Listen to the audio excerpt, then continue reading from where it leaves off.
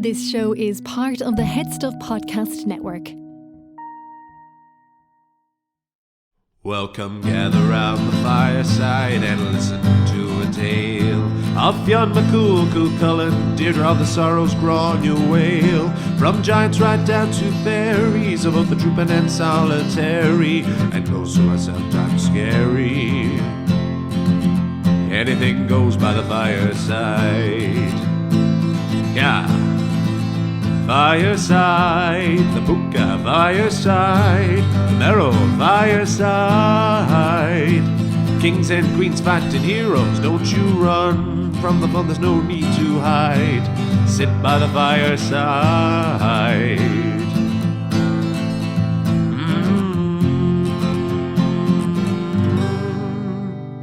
Fireside.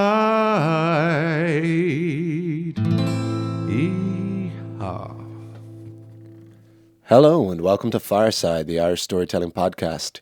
Each episode of Fireside we take a story from folklore and mythology, we retell it, have a chat about the tale itself and about the craft, the culture and the history of storytelling. My name is Kevin C. O'Lahan. I am your host and your Fireside Bard. Welcome to episode 245 of Fireside. Today on the Irish Storytelling Podcast we have our final tale adapted from the Bram Stoker collection of fairy tales Under the Sunset. This is the story of a brother and sister in search of a baby brother. This is the tale of the Wondrous Child. But first of all, a very big welcome to any new and indeed any returning listeners. This is the second episode I've recorded in a while, and it is so nice to be finally back. Thank you for your messages and comments under the last episode, which was only posted yesterday. But I am hoping to increase the output a good bit more in the next few weeks in an effort to start catching up on some of the lost time. All the usual ways you can support the podcast. You can follow me over on Instagram at FiresideBard, where I'm going to be uploading more video content from these episodes, mostly just clips throughout it, in an effort to grow the podcast after its absence.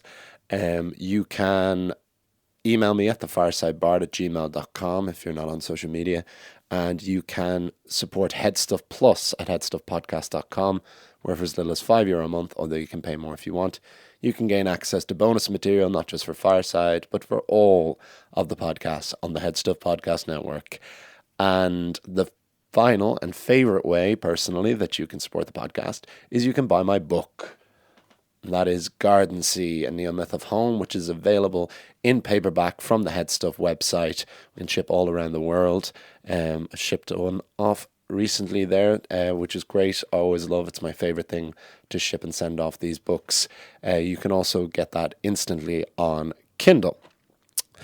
But the story for this week, I'm recording to you from my little flat in Camden that I moved into over the summer, as I was mentioning on the last episode. Having a lovely time. London's a great city and it's nice to be in my own space, and this has really leaned me into what the podcast is going to be in the next few months, but we will talk about that more at the end of this episode. But for the time being, we have, I think it's the eighth and final story adapted from Under the Sunset, Bram Stoker's collection of original fairy tales, all set in this unique little world of Stoker's creation. And this has definitely been one of the most intriguing tales. It's been a nice collection to adapt because they all seem to exist in the same, not just the same world, but the same mind. And there are recurring motifs and characters that are mentioned and feature more prominently in others, but they all still have their own feel. There is this kind of undercurrent of both paganism and Christianity, as Bram Stoker would have very much had growing up in Ireland after the famine and being raised in both an Anglo-Irish Protestant house, but also being raised with the recent explosion of storytelling and folklore in Ireland at that time, and then spending his entire career, most of his career dedicated to theatre, and then eventually into prose with his masterpiece Dracula. Another novel which, like these tales, and that is one big thing you can see is the inspiration from these tales which were written years before Dracula, is that Dracula is a novel that exists very much in both the pagan and the Christian world, and this overlap between the two. But the story for this day, as I said, is, I won't say too much about it, as always, but what's nice initially is that it focuses on children, and so it's impossible not to capture or feel that sense of wonder through the eyes of a child that, ultimately is what a lot of these stories are about. There's definitely been a big thing about me starting this podcast to see how a lot of these stories are not just for children, but definitely one of my favorite things has been a lot of listeners who have told me that they have read these stories or played these episodes for their children at bedtime. And indeed, that a lot of people do fall asleep to this podcast to be told a bedtime story. So there's a few things going on in terms of that. These are stories that we want to pass on to another generation, but we don't want to lose that either. And it kind of can unlock that sense of wonderment that feels very dormant or almost extinct in what can feel like an increasingly dark and bleak and literal world, shall we say. But we will discuss the tale properly afterwards. But here is The Wondrous Child on Fireside.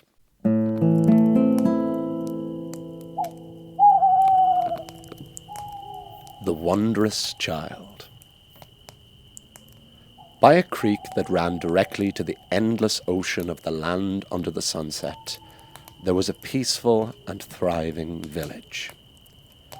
The farmers worked the land in perfect harmony with the sun and moon. The sun stayed longer, and the moon arrived earlier each day, so the folk could always work by light.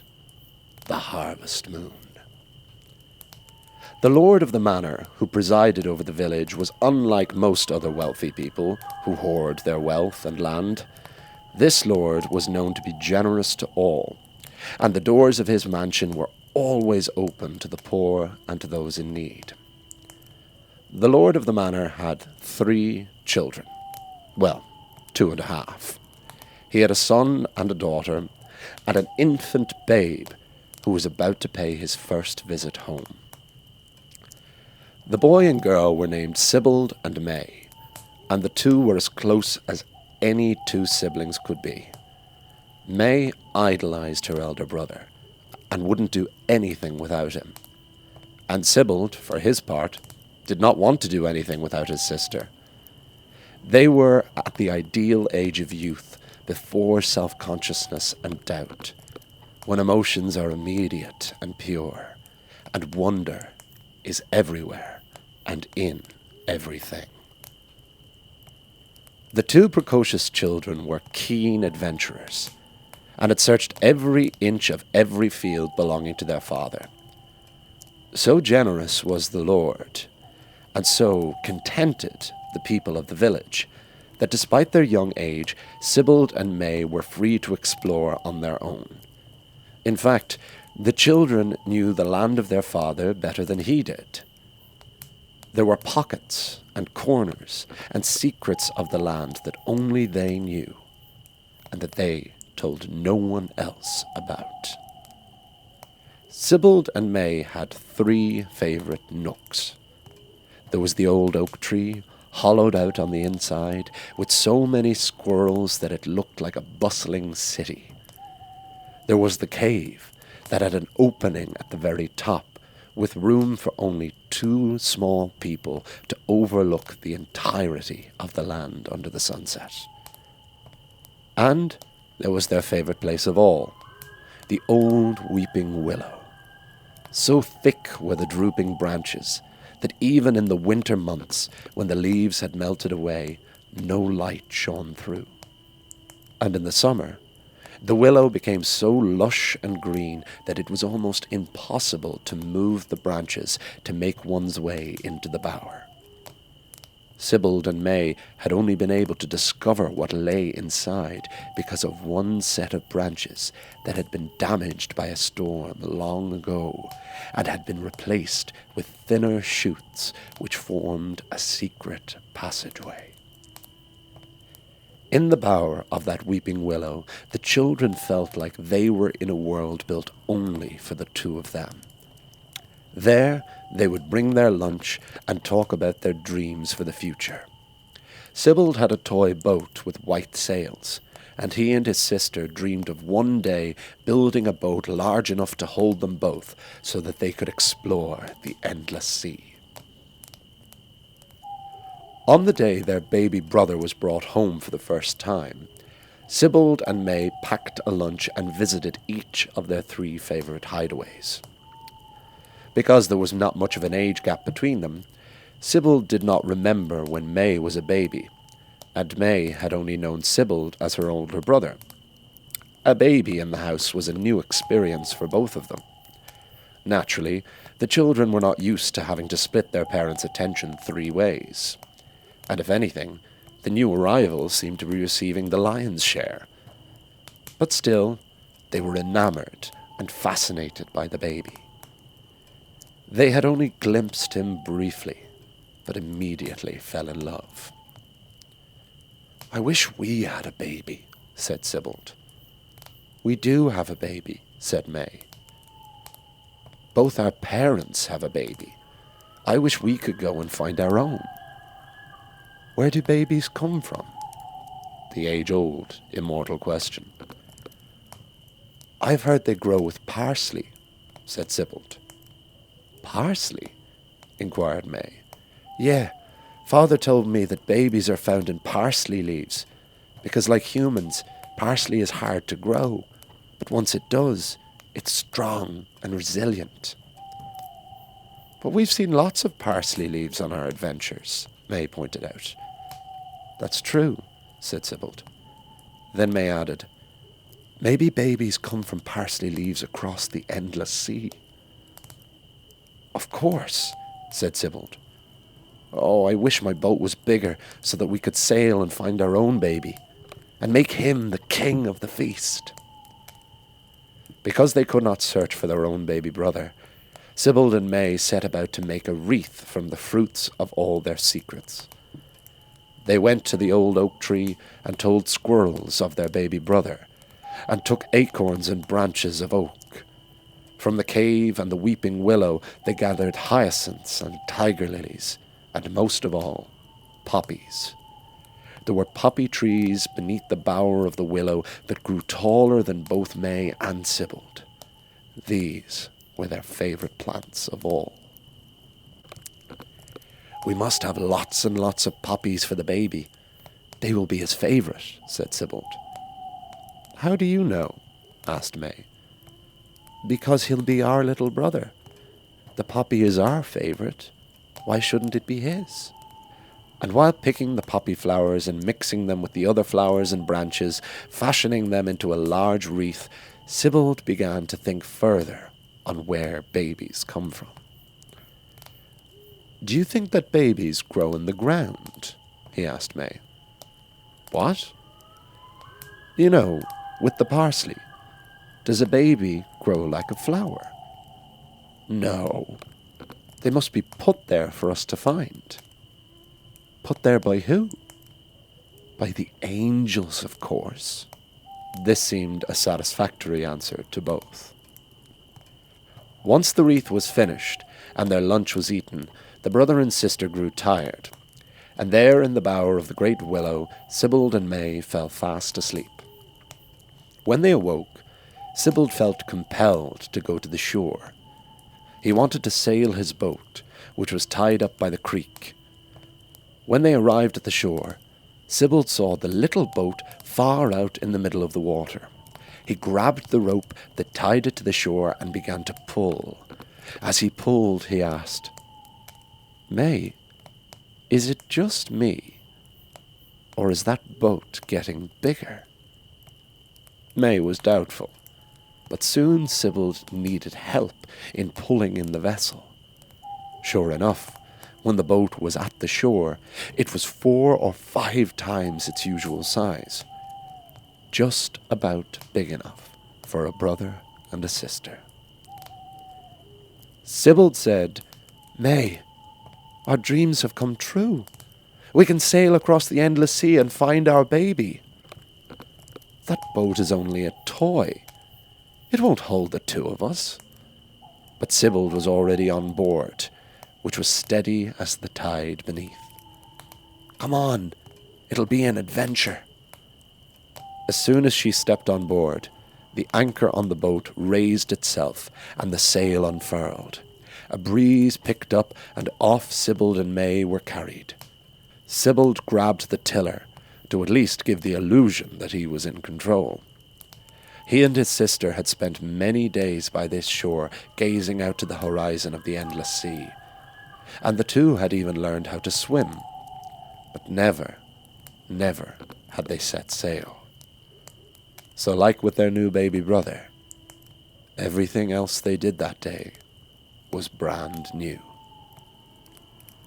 The boat carried the brother and sister far, and both of them began to feel scared. But that soon dissipated from the sight of an island. The closer it came into view, the more Sybil and May began to see. The towering height of palm trees, the long tentacle-like vines of strangler fig trees, and a pointed mountain in the centre of the greenest and most colourful place the boy and girl had ever seen. Indeed, they had never seen any of these aforementioned plants and rock life before, except in the stories and pictures. But they were unmistakable. Soon they could make out the fruit of the coconut and banana and every other fruit and nut imaginable. Let's stop there, said May. They have everything. There's sure to be parsley. But May needn't have spoken, because the boat was taking them that direction anyway. Just as it had picked them up, the boat hugged the shore of the island, dropped its own anchor, and rolled up its own sails. Sybil got out first, and helped May to the beach. They remained holding hands as they ventured into the jungle in search of parsley. They would have both been terrified if they had not been together, and that is why they never let go of each other's hands. They searched the ground and saw so much life and vegetation, but nothing even remotely resembling a baby.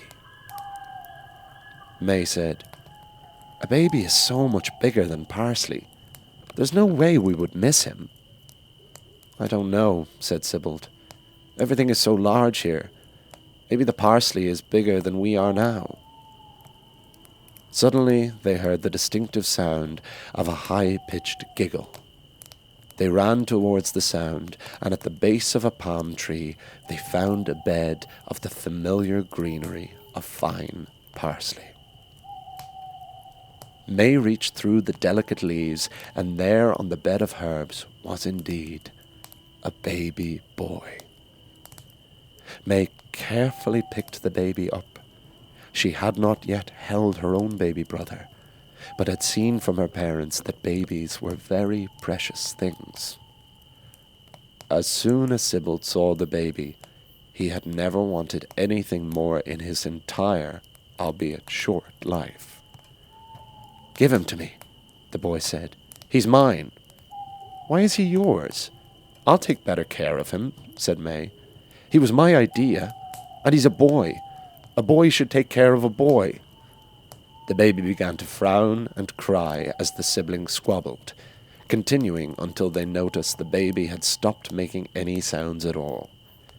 The baby had stopped moving. The baby was dead. The two children began to sob uncontrollably, apologizing to each other and then to the infant. "That's better," said the baby, having suddenly returned to life. "You're alive," said May. "You can talk," said Sybil. "I can. And the two of you shouldn't argue. You're brother and sister, and you should take care of one another, and not just think for yourselves." "We're sorry, Bab," said May. "Yeah," said Sybil. "We won't do it again." "You better not," said the Bab. "If you argue again, I'll be dead and buried before you can shed a tear." "What can we do for you?" asked May. "Well," began the Bab, "I'd like you to sing me a song." Of course. What kind? Oh, nothing fancy. Something simple. Like a tune beginning in chromatic scale in consecutive fifths and octaves. Pianissimo, rallentando, accelerando, crescendo, up to an inharmonic change on the dominant of the diminished flat ninth. May and Sybil just stared at the baby. I'm sorry, Bab, said May. I'm only learning my scales. I've no idea what you mean.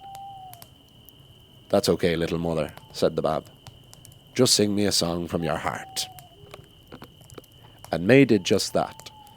She thought for a moment back to her earliest memories, of a song she didn't think she knew the words to, but remembered her mother singing for her. May sang, and both Sybil and Bab were enthralled. Once she finished, the baby started clapping, and then said, "Suck, suck, suck, suck, suck, suck, suck, suck, suck, suck, suck, suck, suck, suck, suck." "What does he want now?" asked Sybil. "I think he's hungry," said May. "We need some milk." "I don't think I saw a milk tree on the island." "You don't get milk from a tree, you get it from..." And suddenly a cow came through the trees. Sybil timidly approached the beast and tried to figure out how to make milk happen. First, he pulled the cow's tail, which, though the cow didn't seem to mind, produced no milk. The baby, for his part, began to roar with laughter at the sight of this. Sybil then began to pump the cow's tail like he'd seen performed to produce water from a well. At this, the cow began to laugh too. "Why are you laughing?" objected Sybil. "I'm trying to feed the Bab." "And it's very important you feed the Bab," said the cow. "But that's not how you get milk from me." "Well, I've never done this before," said Sybil. But it didn't matter, because somehow May was immediately holding a jug full of fresh milk that she began to feed to the baby. He downed it, every drop, and let out a hearty belch. "Thank you," said the Bab. "That was the finest meal and entertainment I've yet experienced." Despite the absurdity of that statement from an infant, the unusual circumstances were not entirely lost on the brother and sister.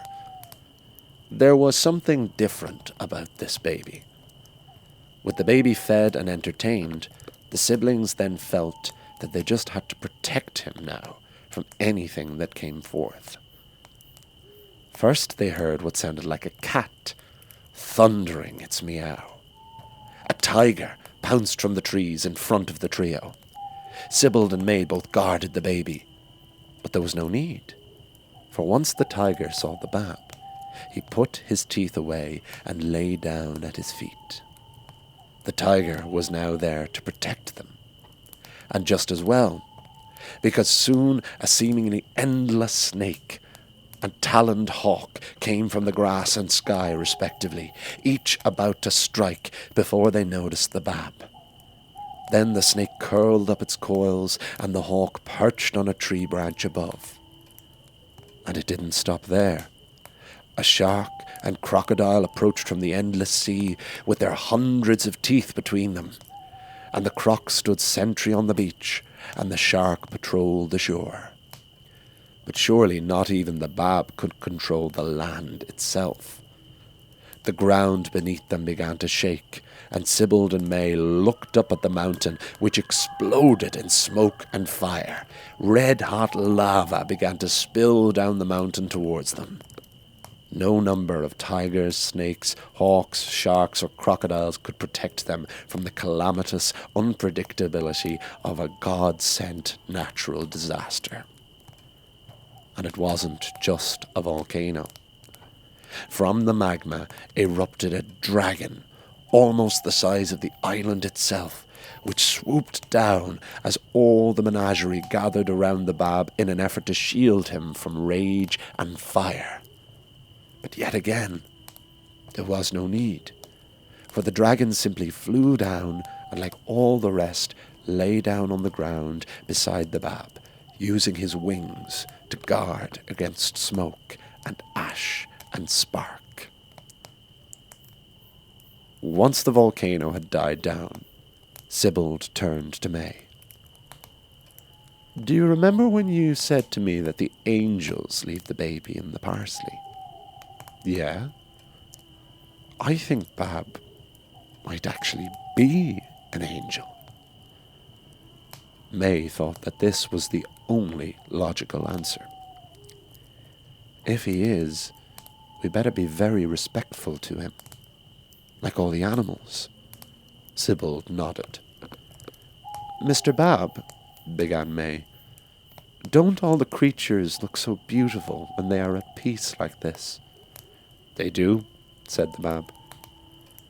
Wouldn't it be lovely if they could always be like that, Bab? Oh, I'm so sorry. Why are you sorry? Asked the Bab. Because I called you Bab instead of Mr. Bab. May did not want to say out loud that she and her brother had deduced the baby was divine. So she leaned up to his little pink face and said, We know. And the Bab kissed May on the cheek and said something the girl would remember for the rest of her life. You do, and always be like these animals you have seen today. These are all savage beasts by nature, but they are all capable of being loving and sweet. If you can be loving and sweet in your life, the angels will always know your thoughts and listen to your words. The tiger purred, the snake hissed, the hawk cried, the crocodile growled, the dragon roared, and the shark... Well, the shark didn't make a noise. They all seemed to agree. Oh, Bab, cried May. She had nearly called him Mr. Bab again. You must only call me Bab, said the Bab. And all the animals gave their respective sounds of support. Wouldn't it be wonderful if the animals could stay like this forever? Is that impossible? Then Bab told them, when the children of men can for 1 hour live in perfect love and harmony, there will be peace on earth. Try, children, to live like that. And then the baby floated out of May's arms and back towards the shore.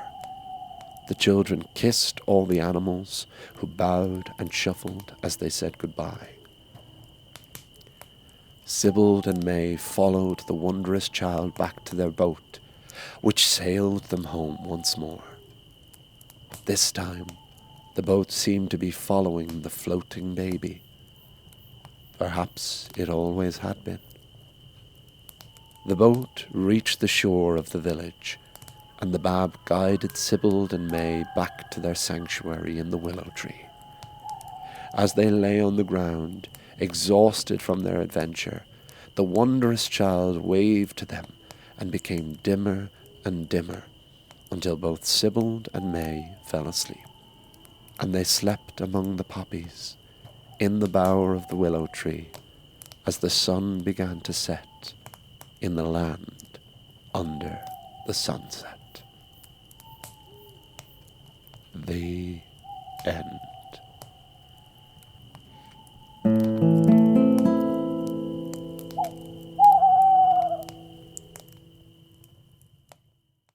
And there we have the tale of the wondrous child on Fireside, and I hope you enjoyed it. This was a very great one for me to adapt, because what I was thinking of the whole time is one of the main reasons I moved over to London was that my best friend was just about to have a baby with his girlfriend, who I'm also very, very close with, and they gave me the honour of being the child's godfather. So there has been a beautiful baby boy in my life in the last couple of months. I got to be here when he was born and see him when he was 3 hours old and just watch him already grow so much in the last couple of months. And so the idea of children, I love that even in the Victorian era, this very modern seemingly idea of where do babies come from as a question, but of course it is a very age-old one. And of course, we hear things like the stork as a very common one that you see referenced a lot. But the most interesting thing I found from this, which was actually a reasonably common folk custom in Ireland at the time, was that of parsley leaves, was that of babies being found in parsley leaves. And in the same sense that Cabbage Patch Kids, those dolls, was a similar thing, that babies were found in cabbage patches too. But I love this idea that of a child being born in parsley leaves, because parsley can be difficult to grow, but then is resilient. I love that as a phrase, because Stoker kind of didn't give any context to that, to the parsley, but I thought there was probably some folkloric, shall we say, connotation or inspiration there, and I was right. So that was a great little detail to have in there. So again, it's really nice. He really paints this image of these two children both figuring out the world and accepting their worldview and trying to grow their worldview. And it is such an interesting and fun adventure. I love the idea. Beg your pardon. I love the idea of the boat growing and taking them away on this adventure, and all of their little nooks and crannies, and them being so close as brother and sister, and then going to this fantastical island, because one of the recurring things in Under the Sunset Stories is this rich and varied vegetation, this incredible weather. It has deserts and rainforests and everything, and we can only wonder which parts of this island and which other characters from other stories have featured in these kind of lands. And then we come to the Bab himself, Ba, as he's called in the Stoker version, but I always liked Bab, because I really like the idea of Mr. Bab. And the speech pattern that Mr. Bab is given, which I accentuated, is certainly not our typical thought for an angelic child. And one thing that was interesting was that they have a child, a baby brother at home, and yet they want their own one. This logic that the baby belongs to their parents and not to them, and so they go out and search to see where babies come from and to see if they too can have their own child, and the lengths that they were willing to go to for this, and to end up just being given a lesson to show the potential in humanity and in children, and that thing we lose when we become adults that makes us often less good people than children at least have the potential to be. And for that to be the lesson, because I did speak last week about how sometimes a lot of these stories, particularly this collection, it seems to be rife with a lot of Victorian, Edwardian kind of morality and sensibilities, which is more interesting than anything. And of course, it can't be denied that there is like this Christian slant as well.